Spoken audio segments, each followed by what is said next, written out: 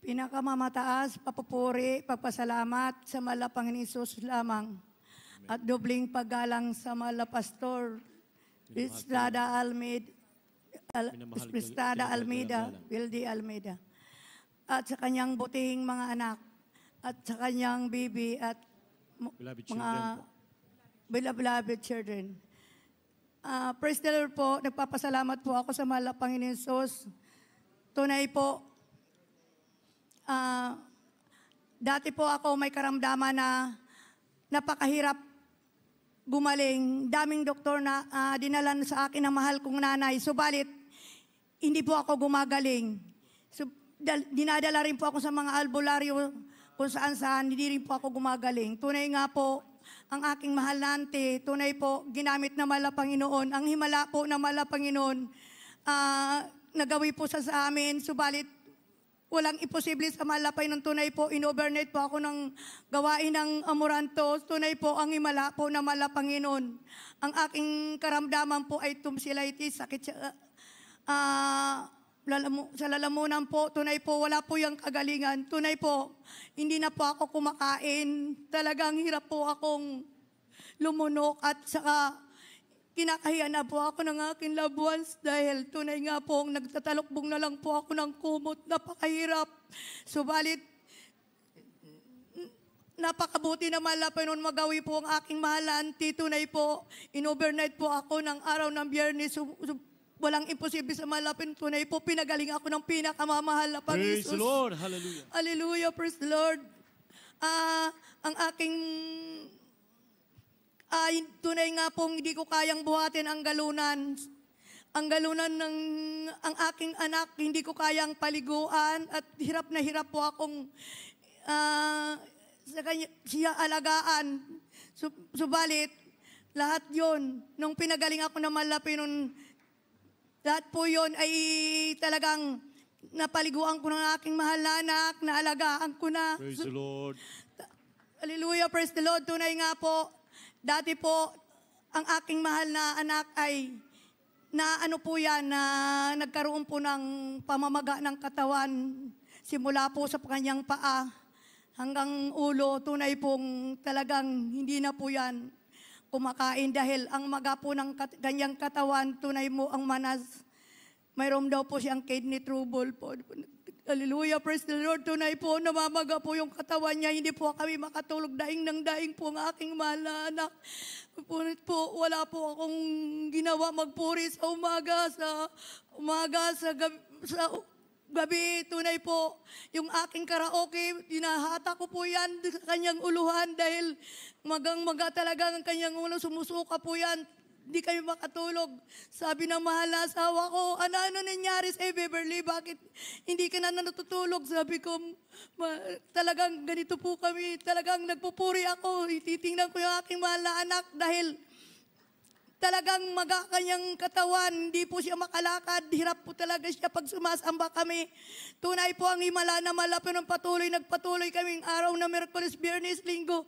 Naging gulat ko po dahil pinagaling siya ng pinakamamahal na Panginoon. Hallelujah, hallelujah, glory to God. Dati po, talagang, ang aking mahal na anak, tunay po, araw po yan ng Biyernes, nag-overnight po ako sa Amoranto. Tunay po, ang aking mahal na anak ay nagsama po sa Zambales, nag-swimming po yan. Tunay po ng pauwi po, nasadsad po yan ng kanyang ang van. Tunay po, kasama po yung kalan at saka talagang nahirapan silang makuha doon sa loob ang aking mahal na anak. Tunay po, ang laki ng sugat sa ulo. Butas po kanyang kamay, hindi po siya makahawak ng kutsara, hindi po siya makakain. Butas po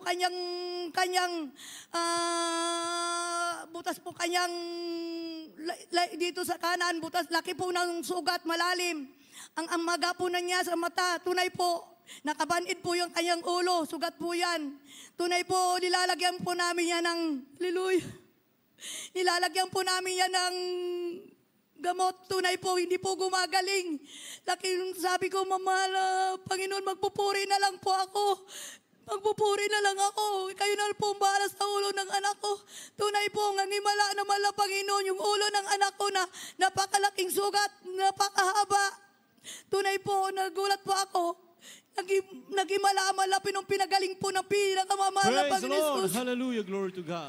Alam niyo po, pagdating ko sa Zambales, hindi ko mawari ang aking anak. Kung talagang gabi ang sugat. Talagang hirap na hirap po siyang makatingin sa akin. Tunay nga po. Sabi ko, malapang nung tulungan mo po ako makalabas dito sa ospital. Ayaw ko na dito sa ospital dahil ang karamihan namamatay. Hindi ko kaya. Sabi ko, malapang nung tulungan po kami. Alam niyo po, yung anak ko na nasubadsad sa nung labas po namin yun. Nagkaroon po ng phobia. Hallelujah. Ayaw na po niya sumakay ng sasakyan dahil natatakot na po siya. Pero ang himala na malapit, nagpuri. Sabi ko na, gusto ko na umuwi.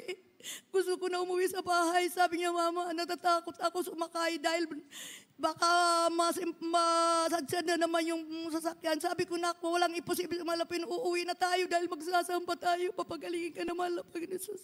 Tunay ang himala na malapin nun. Dinala pa nga po yan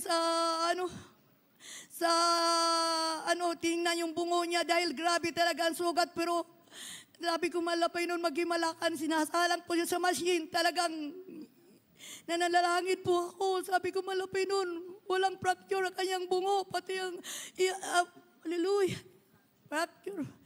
fracture po, wala pong damage po, pati kanyang utak.